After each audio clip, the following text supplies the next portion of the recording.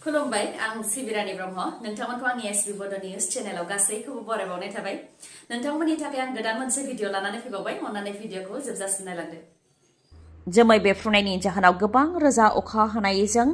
हाजोनि दैया हरखाबै फैनायाव न' बांजों लोगोसे मानसिफोरखौ बुखारनानै लांदों उत्तराखन्डनि उत्तरकुशी जिल्लानि धाराली गामियाव जादों मोनसे जाथाय जाय जाथाया दा समाज बिजोङाव गोसारनानै दङ हाजोनिफ्राय लोब लोब दैया बोहैबोदों आरो न' बां सिफायनानै लांदों फारसेथिं सुबुंफ्राबो खारबाबो खारख' हायाखै मेगननि नोजोरावनो गोबां सुबुंफोरखौ बुखारनानै लांदों हाजोनिफ्राय फैनाय दैया दासिम साब्रै सुबुंनि गोथै देहाखौ बोखांनो मोननाय जाबाय नाथाय गोबां सुबुङानो दासिमबो गोमानानै दङ हरखाब हाजोनिफ्राय फैनाय दैया गला न' बां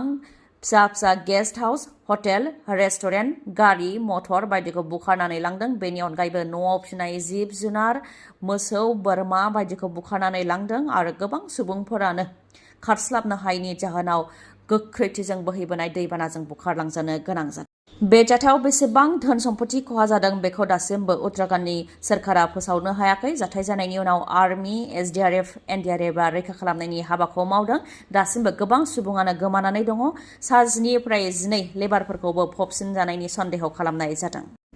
बिटिसि दखल खालामनो थाखाय नारा नाथार नाजादों बिजेपि दोला सानफ्रोमबो बिटिआरआव फोसावदिं मेल खुंनायाव मुखुब आसामनि गिबि मन्थ्रि डक्टर हेमन्त बिश्व शर्माया मैयानि सानाव चिरांनि थुरिबारि सुबाइझार आरो फानबारियाव फोसावदिं मेल खुंदों UPPL आरो BPF जों बिजेपिआ सुथुर नङा होनदोंब्लाबो UPPL सोरखारखौ गाग्लोबदों डक्टर हेमन्त बिश्व शर्मा बिथाङा प्रमद बर'नि सोरखारनि हेंथा बुंनायजों लोगोसे UPPL सोरखारनि सायाव सन्देह खालामदों डक्टर हेमन्त बिश्व शर्माया जौस्रांनिफ्राय बेखौनो बुंथिदों दि जुदि दिसपुरनि साख्रिया ट्रेन्सपारेन्ट बा रां लायालासे जायोब्ला गासै हारि माहारिया साख्रिखौ मोननो हायोब्ला क'क्राझारनि साख्रियावबो ट्रेन्सपारेन्ट जानो नांगोन गासै हारि माहारिया साख्रिखौ मोननो नांगोन नाथाय क'क्राझारनि साख्रिखौ जों गेरेन्टि होनो हाया सोर मोनदों सोर मोनाखै जों मिथिया होननानै बुंथियो बेनि अनगायैबो गासै आसामाव बिथांखिफोरखौ मोजाङै होगासिनो दङ नाथाय बिटिआरआव आंनि बिथांखिखौ आं मोजाङै होनो हाया आंनि बिथांखि आरो जोंनि रांखौ बिटिआर सोरखारनि गेजेरजों होनो गोनां जायो बिटिआर सोरखारखौ खावलायनो गोनां जायो गले गले क'क्राझाराव फैनो गोनां जायो होननानै बुंथियो डक्टर हेमन्त बिश्व शर्माया बेनि अनगायैबो ट्राइबेल बेल्ट एन्ड ब्लक आरो 6 शिड्युल मोननैबो ज' थानो हाया होननानै MP दिलीप सैकिया बिथाङा बुंनायनि सायावबो बिथाङा बुंथियोदि कार्बि आंलं आरो दिमा हासावआव खालामनाय बायदि बिटिआरआव बिजेपिखौ खेबसे गायसन अब्ला बिटिआरआव रावनियावबो हानि जेंना थानाय नङा गासैबो समान मोनथायखौ मोनगोन तिरापत ट्राइबेल बेल्ट एन्ड ब्लकआव ट्राइबेल संघजों रायज्लायनानै जों जेरैबायदि मरान मटाक आहमनो हानि पाट्टा होदों बालिपारा धेमाजियावबो गोबां ट्राइबेल बेल्ट एन्ड ब्लक दङ बेयावबो आसामनि गुबुन गुबै थागिबिफोरनो हानि मोनथाय होनाय जादों बेयाव ट्राइबेल संघआ जेबो हेंथा होआखै थिग बेबायदिनो आसामाव जि जादों गासैयावबो जागोन आरो रायज्लायनायनि गेजेरजों जागोन होननानै बुंथियो डक्टर हेमन्त बिश्व शर्माया 14 नं चिरां दुवार बियाबनि सिङाव थानाय माखासे गामियाव दैबाना भुटाननिफ्राय फैनाय दैया लोमसावफैदों माखासे गामिफोराव चिरां दुवार बियाबनि सिङाव थानाय खान्थालमारि मदाति अदालगुरि भुरपार आरो खुमगुरि बेफोर ओनसोलाव दैबाना जादों चम्पा फुलकुमारि भुर दैमानि गेजेरजों भुटाननि दैया फैदों जायनि जाहोनाव बेफोर गामिफोराव दैया लोमसावफैदों दैया सुबुंफोर थाग्रा न' बांनि सिङाव हाबदों बेजों लोगोसे लामा सामा सिथला गासैयावबो दै लोमसावदों दै लोमसावनायनि जाहोनाव सुबुंफोरा जेंनायाव गोग्लैनांनायजों लोगोसे जिब जुनार गासैबो जेंनायाव गोग्लैनो गोनां जादों दिपेन बर'आ देरहाहोनाय MPआ मानो बर'नि बेरेखा जानो मोनखो बेखौ लानानै सोंथि खालामदों दावराव देख्रेब नार्जारिया एबसुआ दिनैनि सानाव मानो सिरि मानो मुसुखा सावाखै मानो MP दिलीप सैकियानि हेंथा प्रेस मिट होआखै बेखौ लानानै सोंथि खालामदों दावराव देख्रेब नार्जारिया ट्राइबेल बेल्ट एन्ड ब्लक आरो 6 शिड्युल मोननैबो जयै थानो हाया होननानै MP बिथाङा बुंनायखौ लानानै दावराव देख्रेब नार्जारिनि फिनजाथाय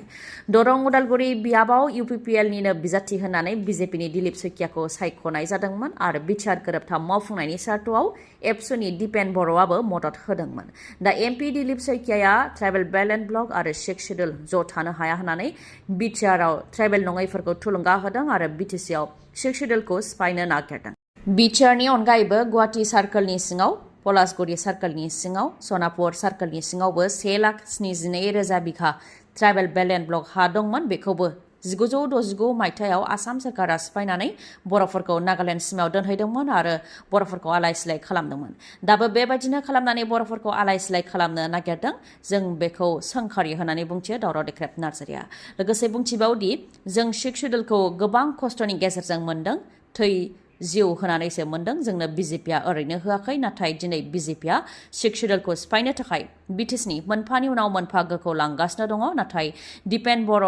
देरहा होनाय एमपिया दिनै बर'नि बेरेखा मानो जानो मोनखो होननानै सोंथि खालामो दावराव देख्रेब नार्जारिया। दरं अदालगुरि बियाबाव बर'नि बिजाथिखौ नेवसिनानै दिलीप सयखियाखौ सायख'नाय जादोंमोन, जाय बर'नि सुथुर बेखौ बजबनानै लादोंमोन आरो गावनि असे बिदा फंबायखौ नेवसिदोंमोन। नाथाय दिनैनि दिनाव ज' जानो नांगौ होननानै दिपेन बर' बुंनाया मा बेसेन दं होननानै दिपेन बर'नाव सोंथि खालामो आरो दिनै दिपेन बर'आ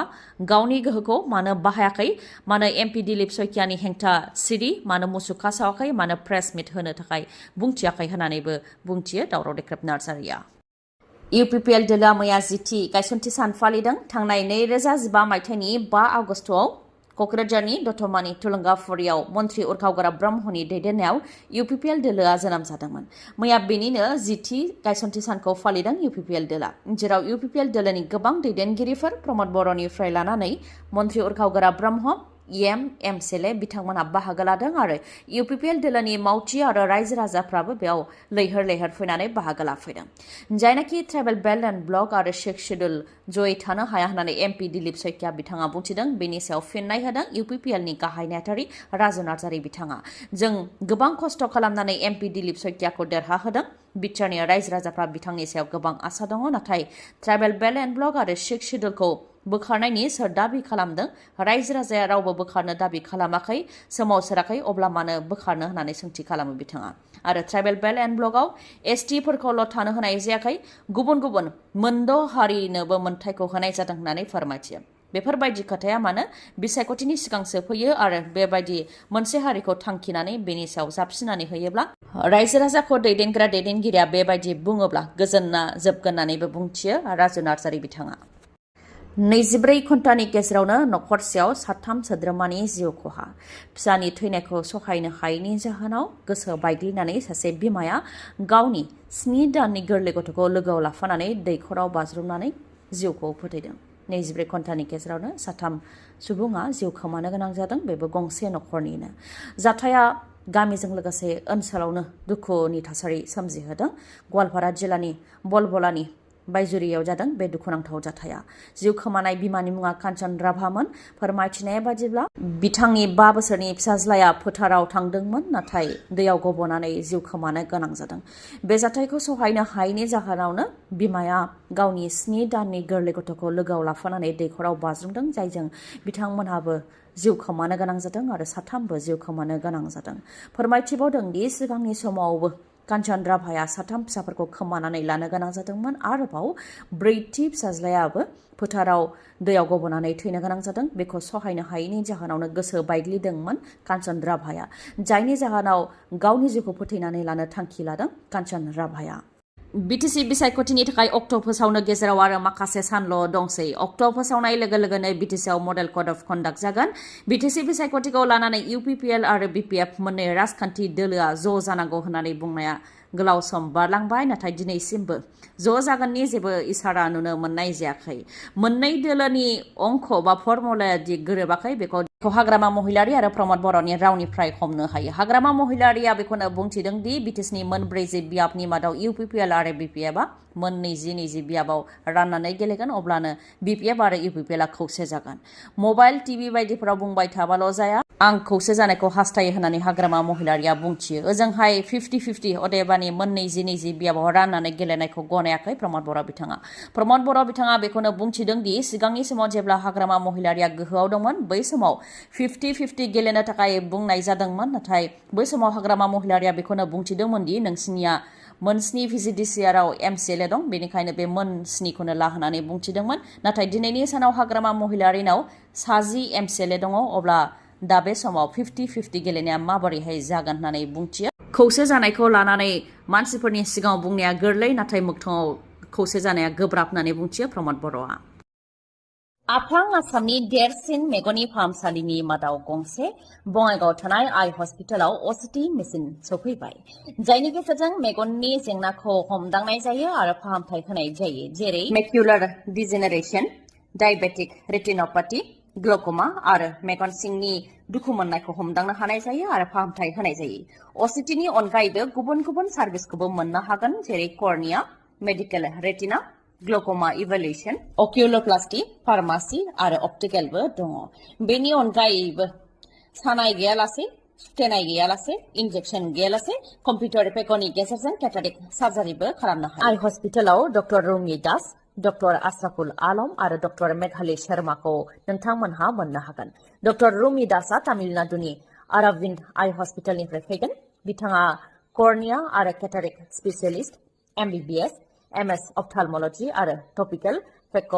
सार्जारिनि एक्सपार्ट बिथांजों लोगोसे MBBS MS आइ स्पेसियलिस्ट ophthalmology फेक' सार्जन डक्टर आशराफुल आलम आरो MBBS MS आइ स्पेसियलिस्ट ophthalmology डक्टर मेघाली शर्माखौ मोननो हागोन खम बेसेनावनो नोंथांमोनहा फाहामथाय लानो हागोन थङा जाहैबाय बङाइगावनि लवार आसाम हस्पिटालनि उल्था दिगाव थानाय बास स्टेन्डनि साखाथियाव कन्टेक्ट नाम्बारा 6900949900 दिनैनि भिडिअ एसेनोसै गाबोन आरो गोदान भिडिअजों लोगो मोनफिनबावगोन नोंथाङा दासिमबो आंनि चेनेलखौ साबस्क्राइब खालामाखैबा अन्नानै साबस्क्राइब खालामदो लोगोसे लाइक कमेन्ट आरो शेयार खालामनो दाबाव गोजोन्थों